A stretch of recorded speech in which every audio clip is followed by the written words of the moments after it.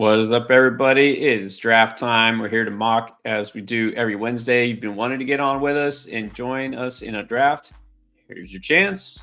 But as I say, you got to be quick because only got 12 spots, -2 for each of us. That means 10 of you will get to draft with and against us and show off your drafting skills. Make sure if you are wanting to draft, you're in it to the end because, again, we've got a lot of people wanting to draft here. We're going to go 14 rounds. This is a half PPR redraft draft and 3-receiver league. So let's see how we can do. The link is there and the draft is full. There we go.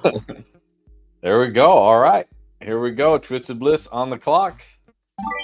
Got Ronnie in here. Diesel Power. Dale make it. Stinger. Stinger in here. What's up, Stinger? All right. Bliss taking the one. Didn't he have the one last time? I could have sworn he did. Maybe. All right. Magic Carp. All right. I took the 5. You took the 9. We're kind of in the middle-ish.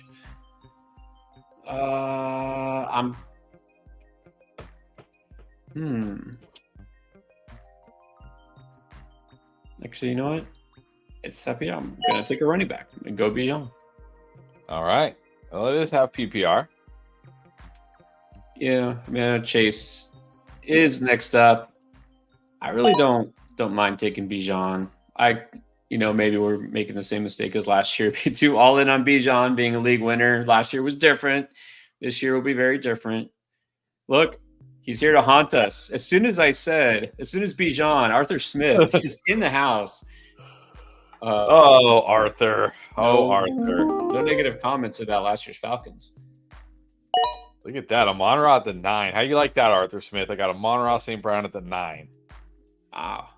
What would you do, Arthur Smith, if you had Amon-Ra St. Brown? How would you use him or misuse him? Misuse is a better way. I will say I saw something from Mike Tomlin the other day that actually gives me a little bit more hope for like George Pickens. Yeah. They asked him something. They asked him a question, something about like with the new offensive coordinator and like some of the things, and he said, look, we all wear different hats. At the end of the day, I'm the head coach. Those decisions come down to me.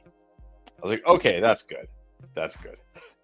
Yes, exactly what I've been saying. One of our most recent videos talked again about George Pickens, and that's almost exactly what I said. It's like, yeah, I know we're all scared of Arthur Smith, but remember, he's not the head coach here. Like in Atlanta, it's different situation, different team. Mike Tomlin is the guy there. If things start to go south, he's going to straighten it out. I mean, I'm not too worried about that.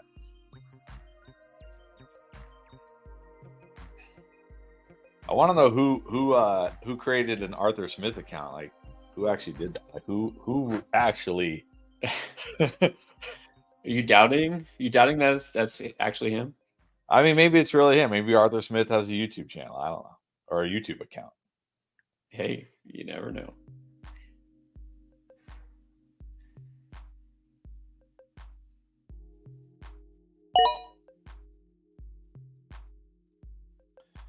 Stinger said he got sniped on the turn. What, you wanted JT? Or do you want Puka? I mean, yeah, you wanted JT or Puka because you could have drafted him.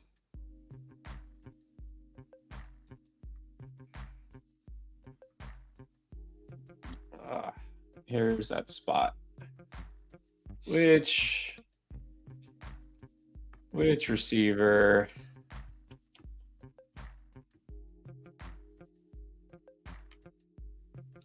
I mean, look, so far, except for Mexi Madden at the end, I was going to say every team either has 2 wide receivers or 2 running backs, but no.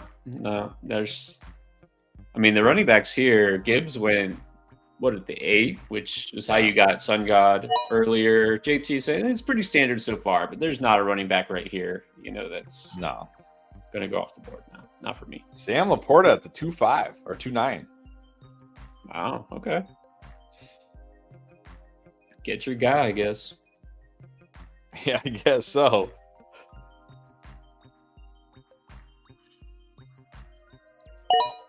We know not to speculate or dabble in rumors.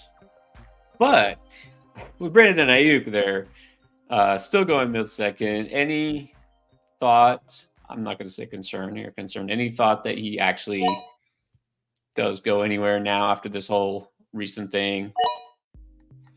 No, I don't. I don't see how the 49ers trade Brandon Ayuk. Like, not, I mean, I don't mean that in the sense that, like, it's impossible to trade him. You're talking about a team that just went to the Super Bowl, that has been to 2 Super Bowls in the last 4 years, 5 years, whatever it was, has been to back-to-back NFC Championship games. Yeah, I like they need Brandon Ayuk. So I think it's going to be, again, I keep saying, I think it's going to be like Debo a couple years ago. We're going to wake up one morning and it's like, oh, look, they've extended Brandon Ayuk. Yeah. I just realized my laptop's dying. Hold on. And I think everybody, for the most part, I think the people who want something to happen, right, are saying he's going to get traded. But for the most part, I think people reacted appropriately. And he's like, oh, they don't want me. Like, no, what actually happened is they don't want to pay you exactly as much money as you want to be paid at this exact moment. Right. All right. I'm going to go a little different here. I know we usually like to wait on Texans receivers, but I think I like Nico here.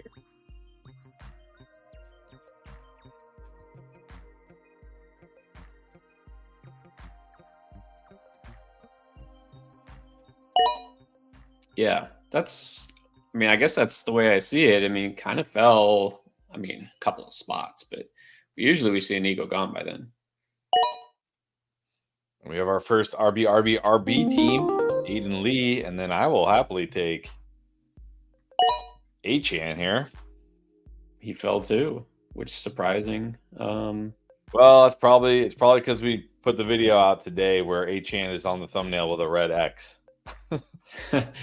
But maybe. But in that video, I said 3rd round Achane, yes. 2nd round, no. Right. And I'm more surprisingly more anti-Achane early, not anti-Achane period, just more anti-Achane at his current ADP early than you are. But yeah, 3rd round, late 3rd round, I don't think you can pass on that.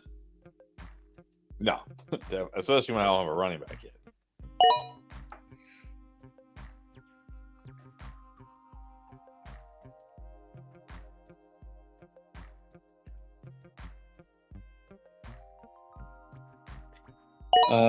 Yeah, we do have a 3 RB start here from Aiden Lee. It's interesting. Took Kyron and then took Derrick Henry, who I considered, but Stinger's like, I'm not taking Kyron, just period. I mean, I'm not anti-Kyron. Again, kind of like Achane. I have no problem taking him. I just think he's going a little too early for my taste.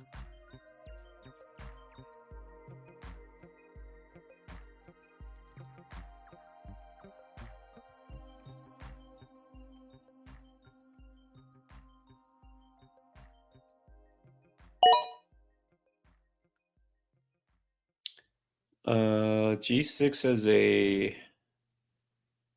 trade question. Let me make sure. I'm assuming this is Dynasty. Yeah. Wait. Yeah, it's Dynasty. Okay. Otherwise, it wouldn't make sense. All right. G6. Would you trade Waddle and Brian Thomas for Nico and Kyron? No. I'm keeping Waddle and Brian Thomas. I still like Waddle. He's still very young. I know Nico is too. I just don't want to. Kyron's not a guy I want to go get in Dynasty. I'm fine if I already have Kyron in Dynasty. I'm fine holding Kyron in Dynasty, but he's not a guy I want to go get in Dynasty. So I like Waddle more than Nico still, and I'd rather have Brian Thomas than Kyron. So I'm taking that side. Oh, this is an interesting spot here for me.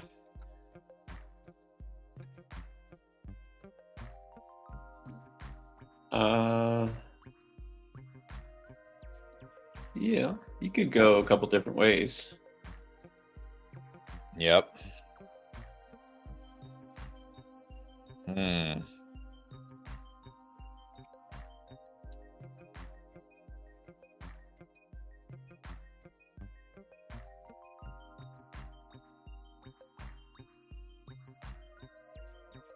Man, it's just a mock draft. Why am I thinking about this so hard?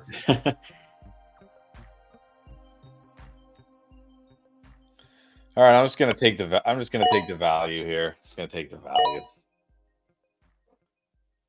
Nothing wrong with that. It is half PPR. To finish up on this, I mean, there's a couple of reasons. Number one, I think Waddle and Nico. Let's say it's pretty close in Dynasty, right? Both young receivers, whatever. Okay, pretty. I slightly prefer Waddle, but whatever. It's close.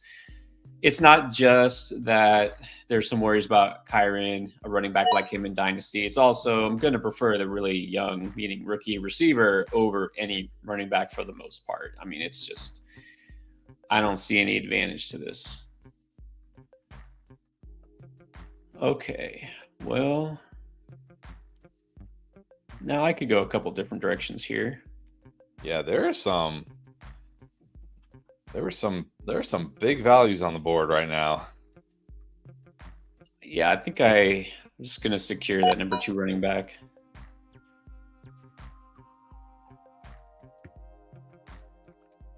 I feel like there's more of a drop at running back than there's a receiver right now. Okay, I didn't even think about quarterback. We'd only seen one quarterback taken. Right, here they go now. I think I'm waiting on quarterback this draft. I've been going early QB too much lately. That's what I'm thinking.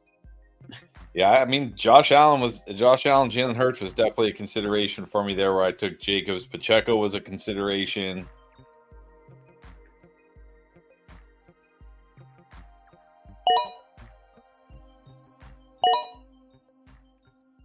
Got another take here. Taek. Swaggy P does not want Rachaad White on my team. Are you worried? We have heard a little bit of Bucky Irving hype. I know it's OTAs and whatever. Are you worried with the new OC that things switch up, that he doesn't get used as much? Yes, but I still think he's going to be the lead back. But the problem, I still think Rachaad White will be good in fantasy. My worries for Rachaad White is he's a guy, he needs all the volume he can get. He's not going to run for 5 yards per carry. He's not going to score, a zillion touchdowns probably. So he needs all that volume. So if last year he got like pretty much close to 80% of the work. If that drops down to even like 65 or 60, that he'll still be good, but that'll definitely hurt his upside. So I wouldn't say he's not a guy I don't want on my team. Like he's not, Najee Harris or something, but I don't know if we're going to see what we saw last year. I'll say that. Agree with that, but it's at the same time, I don't think it's a big drop off. I will say this. I think I'm now going James Cook over Rachaad White, partly because I'm also so high on Cook. I feel like I'm less worried about Cook in terms of touch competition than Rachaad White. But not a huge difference. But I'll take Rachaad White still. The price is right. I haven't taken a lot of Cooper this year. Let's just go with Cooper. Yeah, Cooper's fine. Totally fine here, which let's see if he continues. Clayton is absolutely hating this draft because he got sniped on Martin Harrison, got sniped on Trey McBride. If he somehow doesn't wind up with, one of his guys, I guess look, you could have taken Ayuk there. He was there for you, so that's your own fault.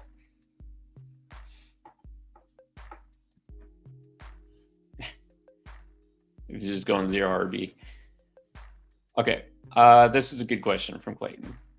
I guess if there's news, it's not really news. Khalil Herbert supposedly on the roster bubble with Swift there now, 3-year deal. Khalil Herbert gets cut? You think he gets traded? Do you think he gets value if he goes to another team? Obviously, Cowboys is this scenario that probably Cowboys fans and fantasy owners want.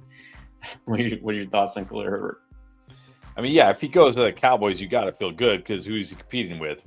Zeke and Rico Dowdle. But this doesn't make any, like, why would the Bears cut Khalil Herbert? They're paying him $1 million. Like, they can't find a roster spot for Khalil Herbert and his $1 million whopping dollars. Like, it's not like they're paying this guy a bunch of money and they're going to save all kinds of cap space if they cut him. Like, trade, right. Sure. If they're like, hey, we got Swift now and we believe in Rashawn Johnson and you want to trade Khalil Herbert, okay, sure, that makes sense. But cut, that doesn't even make any sense. I would be shocked if they just outright cut him. Yeah, because like, oh, we have DeAndre Swift now. Okay, he's, let's say, the RB1. Maybe Rashawn Johnson is the RB2. That leaves Herbert as the RB3. I think they still need a third running back. So, what was he last year? Part of a 3-man committee. So this is just a beat writer, some reporter just trying to find something, I think, but I don't see it happening.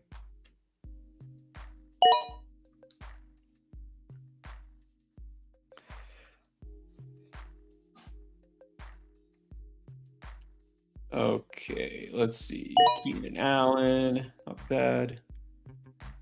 I am up. I'm just taking the value here. Just taking the value as it falls. Bunch of old dudes on my team. Yeah.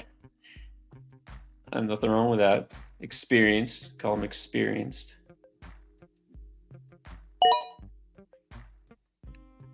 Weather Beast is in the house. What is up, Keith? All right. So, Texans have 3 receivers who are gone by round 4. If we're expecting that, why is Stroud going after those guys? I saw something along this line. Somebody, it's because projections are starting to come out and whatever. They're like, okay, wait.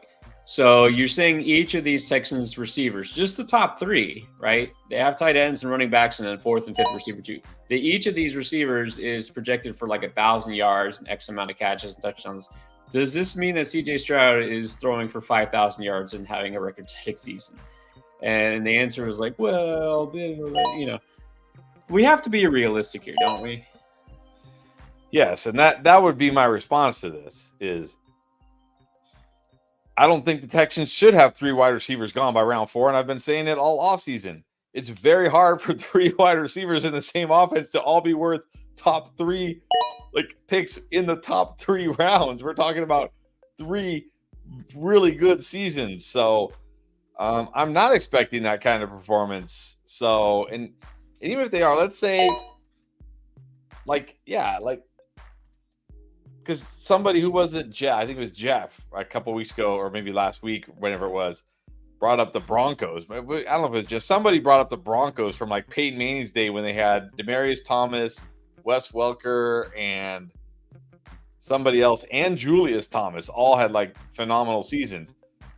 But Peyton Manning literally threw for over 5,000 yards and the most touchdowns anybody's ever thrown for in the history of the NFL. So if you're projecting CJ Stroud to do that, hey, great. Then he should be the number 1 quarterback pick, right? He should be over everybody.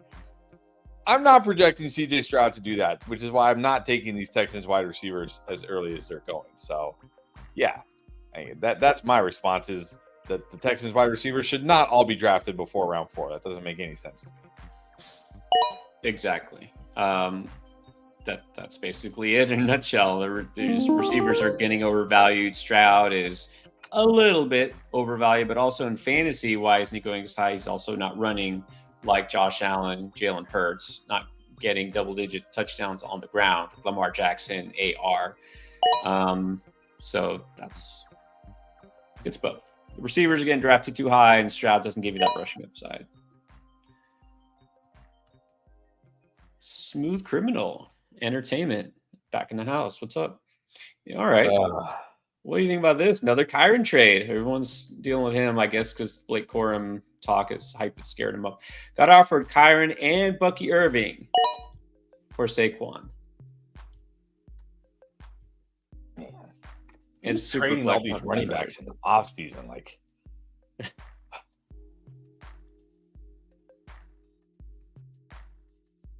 Like Saquon is definitely not a running back I want to be trading for right now. Like, but it's Kyron Williams. well, no.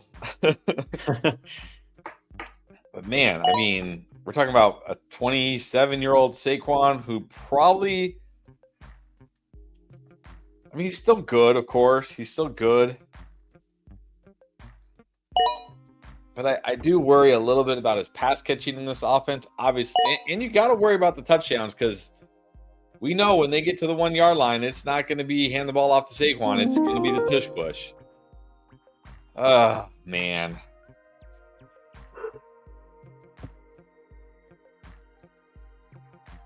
I will say I feel better about Saquon than Kyron in Dynasty. For sure. And this was even before, let's pretend Blake Corum never gets drafted. They don't draft any running backs. I still would rather have Saquon than Kyron in Dynasty. Bucky Irving isn't really a big needle mover either way in this deal, I don't think. This seems like a sweetener. If it's me, I'm Team Saquon. I mean, I don't want to say I'm Team Saquon, but I'm probably taking the Saquon side here. But I mean, this is just like, man, yeah. This could end badly for both sides, honestly. It could. It could. I know you're getting the age advantage here with the Kyron side, but sorry, I just don't see Kyron as another Saquon. Wow, all the tight ends just flew off the board really quickly. So I was thinking to get either Pitts or Ingram.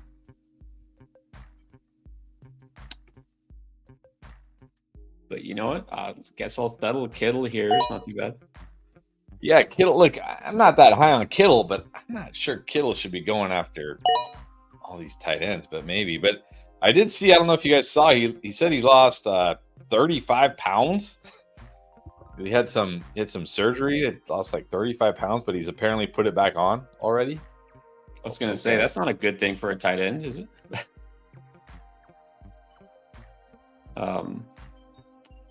Yeah. I don't know. I mean, I'm not going out and seeking George Kittle in drafts, but I feel like this range is still a pretty good value. Yeah. I like Jake Ferguson a lot, but I also like that he usually goes a couple of rounds later. So that's my thing. Well, we're getting a serious tight end run here. Yeah, I mean, I didn't feel compelled to take a tight end. I was totally ready to take either Ingram or Pitts. I just don't want to necessarily be left waiting until the last round with a tight end I don't like. So,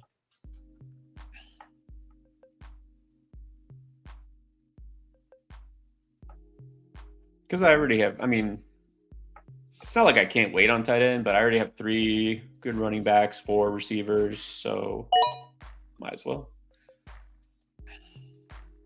Yeah, that's why I went with Murray and Pitts, because I'm like, okay, I have 4 wide receivers I really like, 2 running backs I really like. I was like, I can take a couple picks here to get a QB and a tight end. All right, what about this? SC3. What players would you prioritize in a half PPR league, kind of like this, as far as running back, receiver, certain type of running back, receiver, or just those who produce more? I mean, well, always the ones who produce more are good. No, regardless of format, the ones who produce more are good. I wouldn't change too much, like half PPR versus PPR. Like, you're still getting, like, sure, it helps in full PPR to have those guys like maybe like a Tyjae Spears last year who catch a bunch of passes, but don't necessarily score a ton of touchdowns. Maybe that helps you more in a PPR than a half PPR, but it still helps you in half PPR. But yeah, I'm gonna target guy like running back. I'm always looking at especially early in my draft, I'm looking at running backs who will probably catch a lot of passes because that gives you like we saw with a guy like Rachaad White last year. We saw with a guy like Breece Hall down the stretch. Even if they're not very good running the football, it's okay because they're making up for it. Or even Zeke in the fantasy playoffs, they're making up for it with all these catches, right? These catches. And wide receivers, I'm not changing too much. I'm just looking for the best players, basically. The guys who are gonna produce and get the work. Exactly. I'll tell you, like, basically when I do rankings, PPR, obviously, we're thinking about guys who really get target volume, and that includes running backs. And standard, you're looking a little bit more for touchdown upside, but again, you can't project touchdowns. But still, you're taking taking some weight off of the guys who are heavy on volume for receptions. You're looking for guys who get yardage and could get touchdowns. Half PPR is just kind of in between. Like, I don't really think too hard about it. It's like I mostly stick to my PPR rankings for half PPR. I just might slightly devalue guys who I feel like have less touchdown upside and more are getting by on, like, let's say, receptions totals. For example, I'm going to throw Deontay Johnson out there, right? I took Deontay Johnson in this draft and love Deontay Johnson because he's going to have a great year, but he is also my number 4 receiver. But I think he holds more value in a PPR, full PPR league than a half PPR league because he's in Carolina. He's probably not going to score that many touchdowns. He barely scored touchdowns in Pittsburgh. And he's going to get by more in volume. So there are certain occasions where a guy gets a little bit more or less value. But for the most part, in half PPR, just value the guys who you think are the best players in the same way I think you would in a PPR league. Yeah, and I think that there's not as big of a difference between the two as people think. Yeah. So, like, you look at the top wide receivers in half PPR last year: CeeDee Lamb, Tyreek Hill, Amon-Ra St. Brown, Puka Nacua, Mike Evans, DJ Moore, AJ Brown, Keenan Allen, Nico Collins, Stephon Diggs. Like, pretty much the same guys that were the top wide receivers in PPR. Yeah, it's not that different. Okay. So Keith wants to know, Christian Watson off the board, what is making him such a standout? I think he's Will Fuller 2.0. I mean, maybe. I mean, you're getting him at such a discount this year. I mean, look at that, the 8.2. Like, do we really think like he's less risky than Keon Coleman, Brian Thomas, Tyler Lockett, Jamison Williams, Romeo Doubs, Curtis Samuel, Cortland Sutton, Xavier Leggett? I mean, I feel like you're getting him. Like, sure, there's risk, and we talked about it on today's video. Actually, we talked about it. Like, there is definite risk here. With Christian Watson, everybody knows the risk. But I feel like now the risk is baked in, right? The risk is baked in. Like, yeah. Yes, exactly. And we talked about Watson, I think, a few times already this offseason. Worth the risk. I mean, if you want to know what makes him special, look at the games where he's actually played full games. Yes.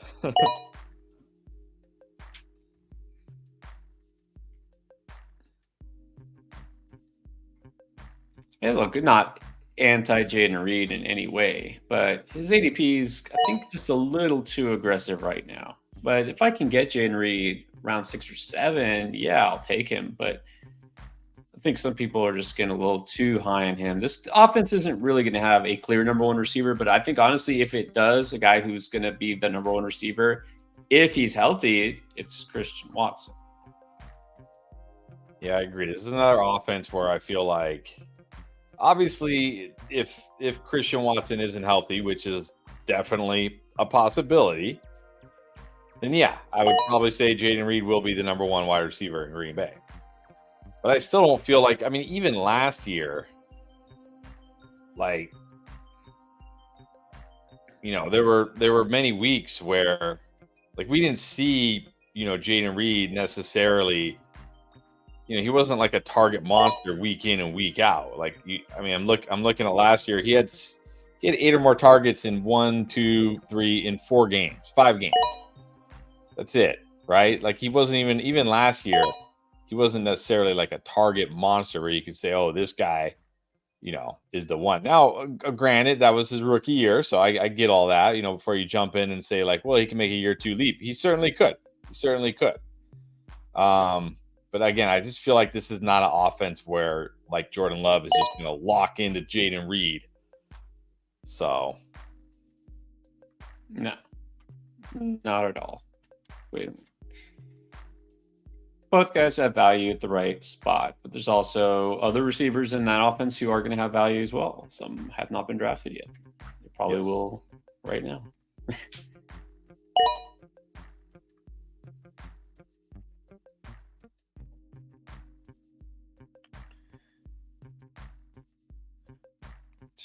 Ronnie denying me the Brandon Cook stack with Dak Prescott. Yeah, Dak is. I don't understand Dak. I don't get it. I don't. Nope. Like he was incredible last year, and everything's pretty much the same. Like it's not like, it really is. They didn't lose. All they lost on offense was their running back. It's probably just going to help Dak Prescott. They're going to have to throw the ball more. So.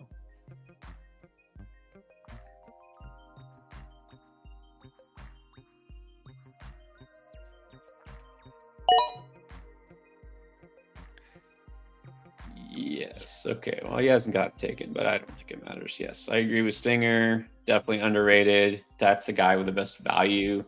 Mainly in best ball, I would say, especially taking probably more weeks than any Green Bay receiver. I like Musgrave a lot too. I mean, I know I'm not necessarily taking him as my number 1 tight end, especially in a redraft league. I'm getting a ton of Musgrave if possible in underdog. I know that.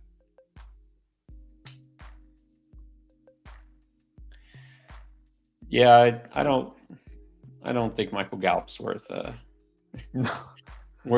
pouring one out over. No, definitely not.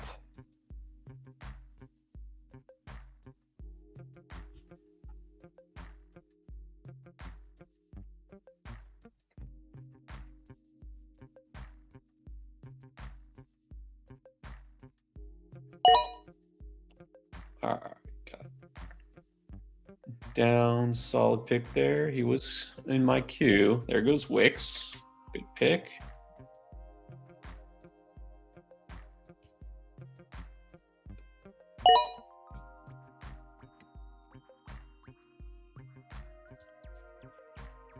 Okay, we get a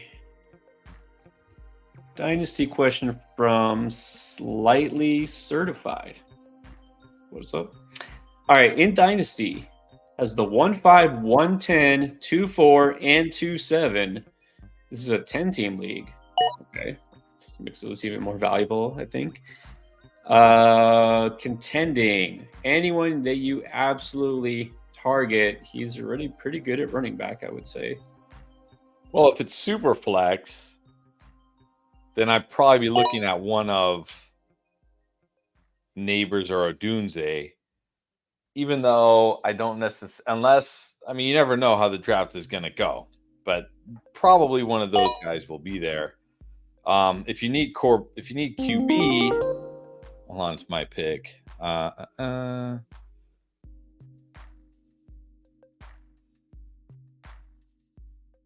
It's gross here. You're pretty solid all around, you say. You got all those picks. It's only a 10-team league. I might be tempted to move up, package the 1-5 with a second-round pick or something else, and move up and just get the 1-1. Take Marvin Harrison Jr. and call it a day. If you can. Yeah, I'm assuming the guy with 1-1 is willing to trade it. But because you're looking at what Marvin Harrison, Caleb Williams 1-2 if it's super flex, and then the next 3 picks in some order are going to be Jaden Daniels, Malik Neighbors, Rome Odunze, more than likely. So you're probably looking at Neighbors or Dunze at the 5. And I'm not sure how much either of them can help you this year. At the 10, you might be able to get a guy like Jonathan Brooks, who I think could really help, although you're pretty good at running back. You could get wide receivers like I've gotten Xavier Worthy at the 10, Brian Thomas at the 10. Guys that could be impact players right away in year 1. And then at the 4 and the 204, 207, I mean, you're probably just going to take whoever best was there. And speaking of Rome Odunze, Ronnie wants to know, does he have a good shot to have 9-ish touchdowns in this offense this year? What do you think? Well, I just said it's hard to predict touchdowns. I do also worry because they do have a tight end who's been a pass catching threat in the red zone, Cole Kmet. I don't think that goes away. And they also signed Gerald Everett, not to block, because that's not what he does, but to be a receiver. I think that this offense is going to spread the ball around quite a bit. I think 9-ish touchdowns is possible, but I wouldn't bet on it just because, I mean, Keenan Allen will still be there in the red zone, being a rookie quarterback, might still try to run the ball near the goal line. So it is possible. It's definitely possible, but I wouldn't go over on 9. Yeah, I probably wouldn't either. I'll say the one thing that maybe helps in his favor is Keenan Allen, not really a big red zone threat. And he's also old. So maybe this, even though I did draft him tonight, maybe by mid-season or end of season, this offense doesn't have as many wide receivers who need targets, if you know what I'm saying. Well, that is possible.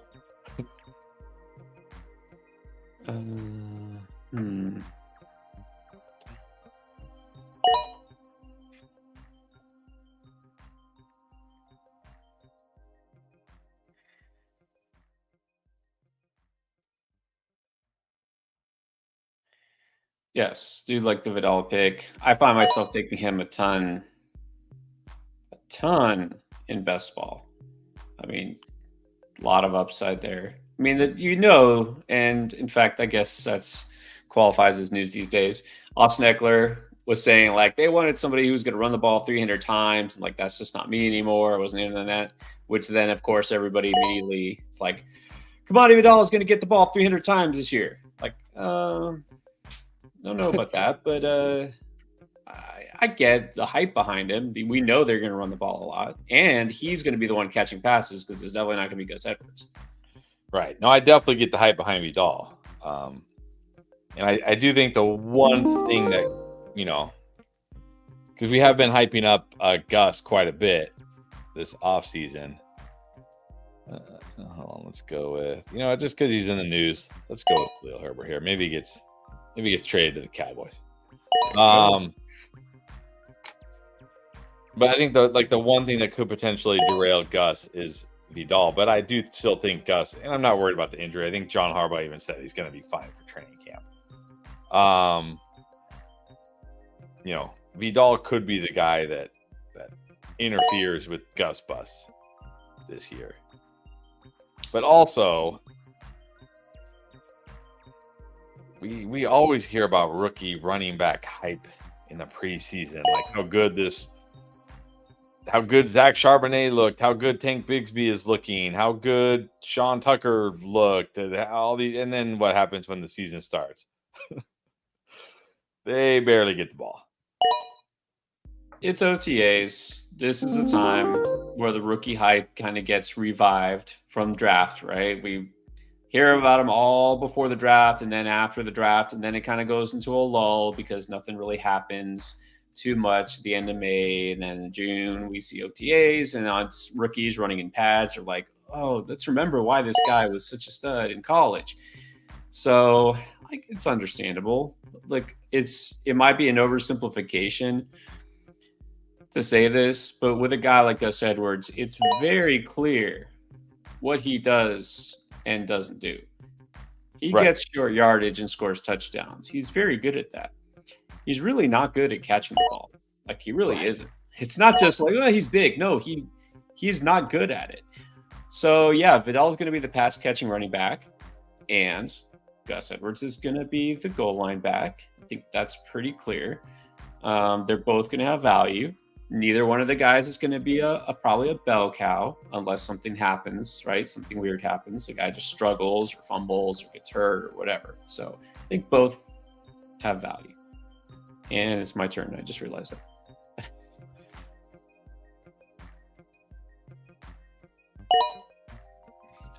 All right. How about this one? Justin pulling out the crazy stat. For the last 4 years, Gabe Davis's QB has finished top 2 or higher, which has nothing to do with Josh Allen, everything to do with Gabe Davis. So, does that streak continue with him in Jacksonville? Is Gabe Davis the quarterback cheat code? How many quarterbacks has he played with over the last 4 years? Josh Allen, which is why his quarterback has been top 2. I think that might be a correlative stat, not a causational thing. That's hilarious. Does it continue? Hilarious. Absolutely no way that continues. No way. Like, just because T-Law got paid, Daniel Jones got paid a couple years ago, didn't he? Yeah, there's a lot of quarterbacks. Oh man, what a mistake by the Giants. That's hilarious. I think that was funny, Justin. That gave me a good chuckle. Thank you. Okay, we're done. Just realized we're done. Let's break down these teams. Which before we do so, what's up, Roberto? Roberto's in the house. He wants to know about rankings. Those, because I did mention rankings. We have rankings. Those are in progress, but you get to see them in a certain special way. Yes, very excited for this.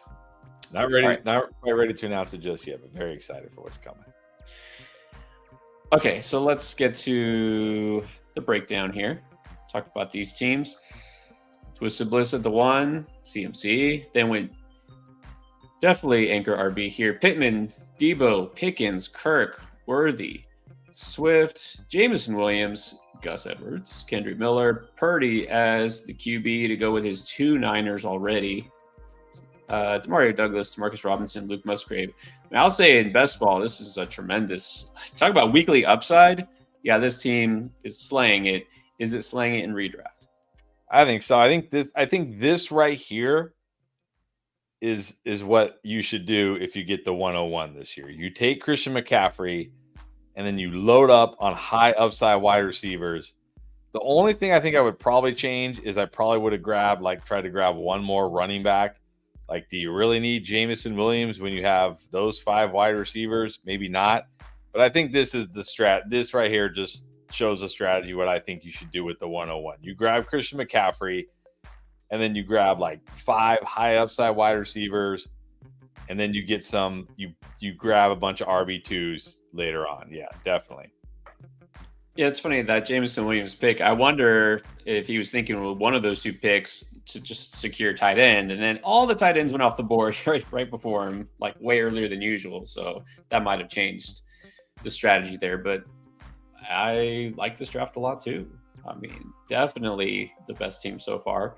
Number 2 here is CeeDee Lamb and Jalen Waddle, Etienne, Mixon, Rashee Rice, Ladd McConkey, Ramondre, Goddard, Dobbs, Tua, Shaheed, Elijah Mitchell, Michael Wilson, and QJ. Last pick aside, this team feels a little reachy to me in the middle rounds.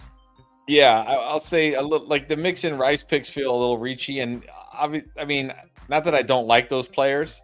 It just feels like you could have probably waited and still got them. I'll say one thing. Obviously, hindsight is 2020. But if I was drafting where diesel power is, I mean, I love the Lamb Waddle start. Etienne there is totally fine. If I knew I was going to be able to get Ramondre in round 7, I would have just taken probably another wide receiver over Mixon in that spot. But that being said, I still like a lot of the players on this team. I still think it's a good team. I mean, getting 2 of that late is great. So, yeah, a little reachy there. But overall, when you just look at the team, I think it's a good team. Yeah, and I agree exactly what you said about Mixon, but I would say I wouldn't take Mixon there anyways, just because I'm not taking Mixon there anyways. I think I might as well just wait and get another running back on the way back that 6-7 turn, because I think I would have been fine with any of Swift, Ramondre, Monty, Connor, whoever was left there, instead of getting Mixon in rounds earlier. So yeah, the Mixon pick, and I think the Goddard pick, I mean, easy for me to say I took a tight end after 3 were just taken. But I feel like the Goddard pick was a little reactionary because I think there's a big drop off between like where Kittle should be drafted and where Goddard should be drafted. So other than that, still pretty solid. I mean, you got the Tua Waddle stack that accounts for something. Ronnie at the 3 took Tyreek Hill, Devontae Smith, Kelsey Hurts. So putting that stack together, Walker and Monty, 1-2 at running back, Odunze, Lockett, Pollard, Cooks, Chandler, Jaleel McLaughlin, Troy Franklin, and Luke McCaffrey. Again, another team with a lot of players I like. It feels like a very solid team. You got 2 good running backs, you got 2 good wide receivers, you got Jalen Hurts, you got Kelsey, and I like a lot of the players on your bench. So yeah, again, another team I look at just feels very good, very good. So far, these first 3 teams all seem pretty good. Yeah, agree with that. Very solid. Got a stud at QB, stud at tight end, solid all throughout. Let's look at Magic Carp. The transformed this team into a contender as well. Justin Jefferson, Laporta at the 2-9, Devontae Adams, Pat Mahomes, T. Higgins, Connor Najee, Brian Thomas, Curtis Samuel, Chuba Dowdle, Polk, Wright, Bateman. So, I mean, Laporta at the 2-9 feels very early to me, but if we flipped him and Adams, I mean, I'm still not taking Adams at the 2-9, but then it feels a little more reasonable. So in the grand scheme of things, like if this was a real league, you're not going to care that you took Laporta at the 2-9 and Adams at the 3-4. Whereas if you took Adams at the 2-9 and Laporta at the 3-4, I mean, it's not going to make a difference. So a little early for Laporta, but at the end of the day, it probably won't make a big difference. Mahomes there is fine. Higgins, I think that's good value for Higgins. Connor Najee, it's okay there. Yeah, I mean, it's okay after that. Bench has some pieces I like on it. So, yeah, I feel like this is the first team. I'm not going to say I still think this team is a solid team. Like, I'm not looking at this team saying, like, oh, man, this team has no chance. This team certainly has a shot. But first team I look at and feel like, okay, this team is just kind of solid.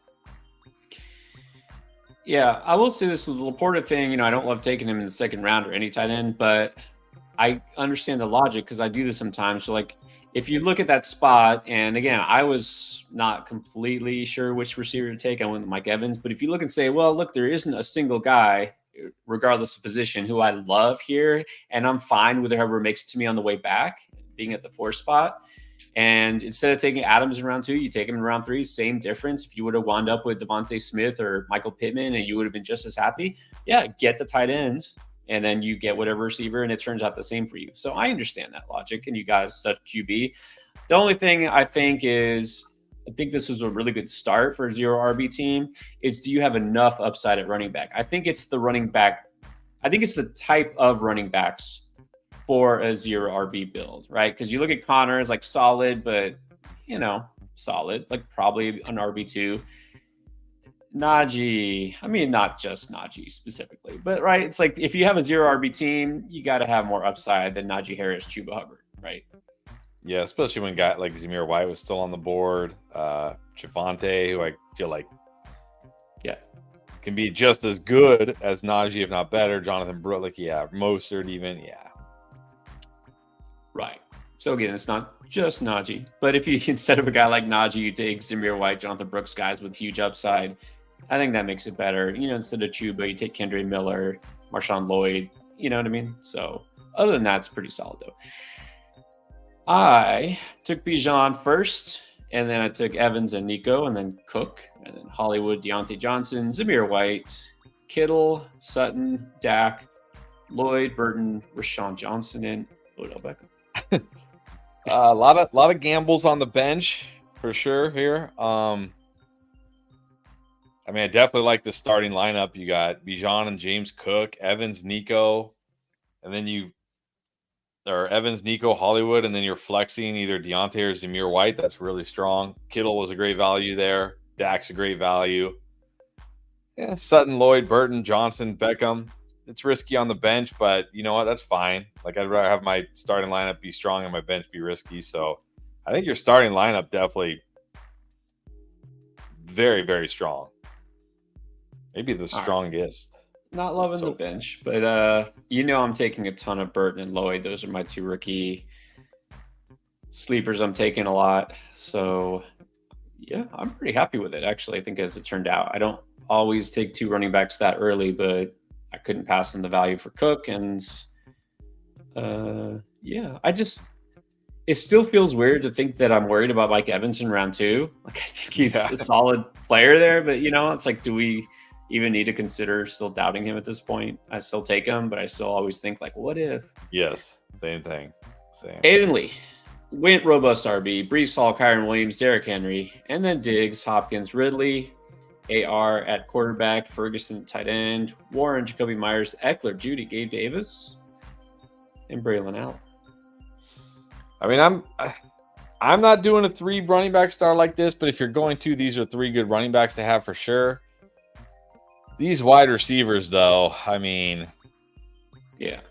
Oh boy. Like, they're fine, but that's the problem. I think they're just going to be fine this year. Like, so.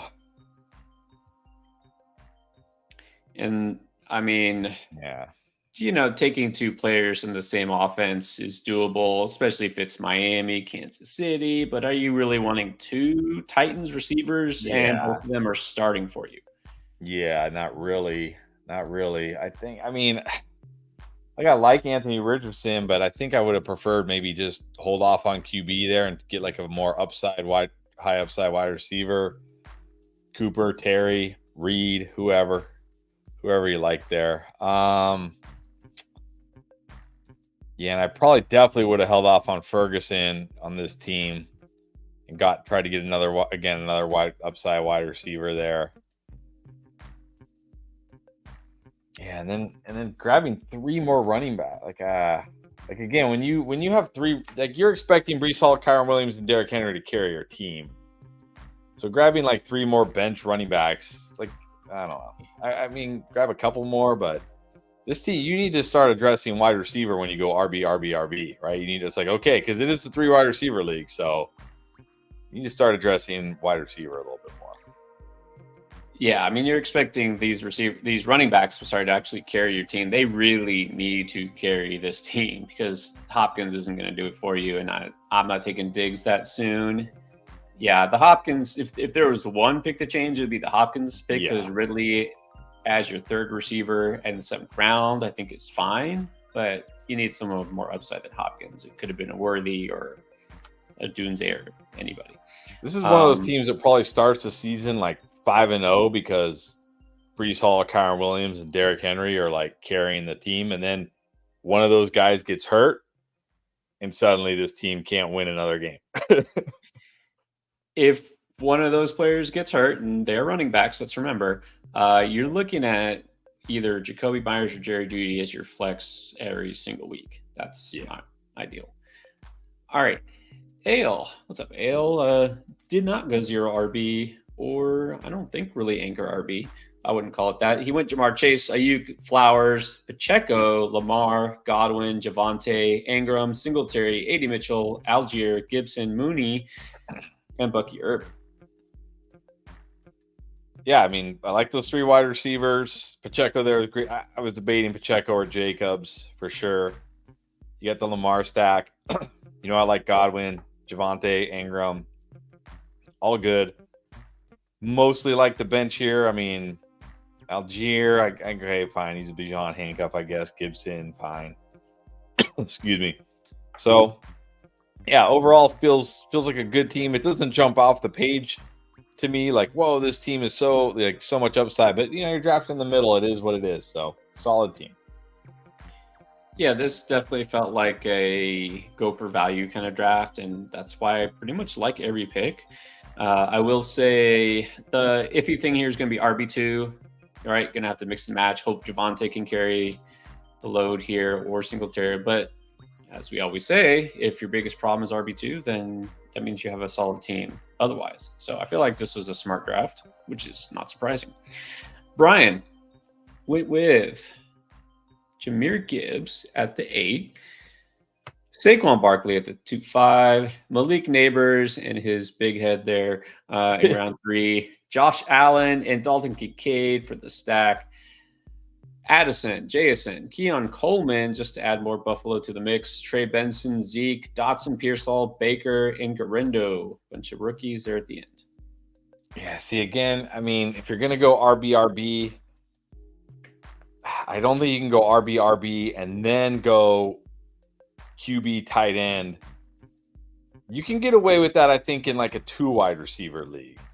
But in a 3 wide receiver, 1 flex league, I mean, because now you're looking at Neighbors, Addison, JSN, and Keon Coleman. Like, these guys are in your lineup every single week, right? These are your 3 wide receivers in your flex. So, and this is another team where it's like if Barkley doesn't do what we expect him to do, or Gibbs isn't as good as we expect, this team could really be hurting. So, like, I know Allen was a good value there, and I know we like Kincaid, but I would have liked to seen some upside wide receivers there, before you handle QB and tight end personally.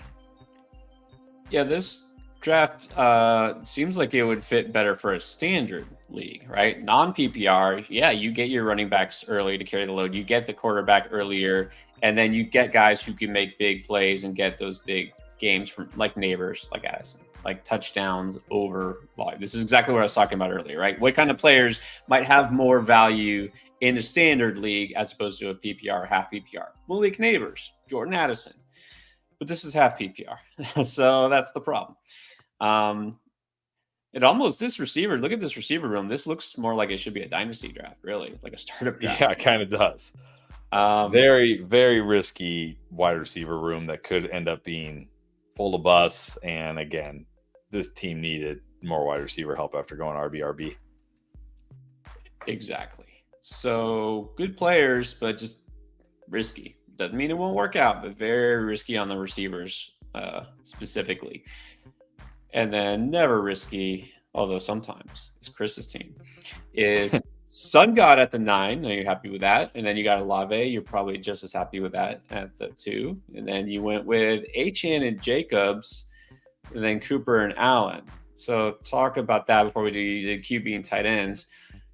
Just going for value there. Did you feel like you just couldn't pass those guys up? Yeah, I mean, other than Olave, I just felt like I got a ton of value, and I just took the value. I mean, St. Brown at 9 is value. Jacobs in the 4th is value. Achane towards the end of the 3rd is value. Cooper and Keenan, you can maybe debate if they're value or not, but they're certainly not anything close to reaches. So, yeah, I was just taking the value that was coming to me. I mean, maybe I didn't see Terry. Like, I see Terry went after Cooper. Maybe I would normally go Terry over Cooper if I was actually looking, searching. Terry's probably buried, but yeah, just taking the value. Yeah, and those guys were all close. Like in my pick, I went Hollywood. I had Cooper, Terry. Those guys were all kind of in the mix. So totally fun there. Got Kyler Murray, Kyle Pitts, B-Rob Sharps, Downs, Shakir, and then take the Flyers to Herbert and Tank. Yeah, I like it. I think it's a good balance of upside, ceiling and floor, right? You have guys like Achane, like Pitts, if they pay off, huge upside. But then you got Cooper, you got Keenan Allen, guys with that floor. So it's very solid throughout. Good values here. My one question I'm curious is you went Jacobs, although Pacheco, who I know you love, was still on the board. You just talked about you can't stop drafting him, and then you didn't draft him. Do you just have Jacobs higher than Pacheco, or is it just like I have too much Pacheco? Yeah, I mean, I've drafted Pacheco a ton. I mean, it's a mock, so whatever. It's not like, oh my gosh, I have too much Pacheco exposure. Yeah, I just felt like Jacobs normally goes much higher than this. So I just said, I'll just take the value on Jacobs. But I think if this was like a true redraft, like a true league, I probably would go Pacheco over Jacobs. Yes. All right. Good to know. Gotta clarify here.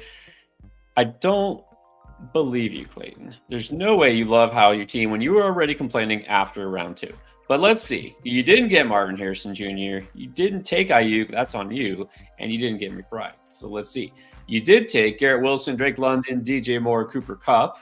Declared your 0 RB intentions. And it went Kamara, Jonathan Brooks, Tyjae Spears, Jerome Ford, Kimani Vidal, Tyrone Tracy at running back.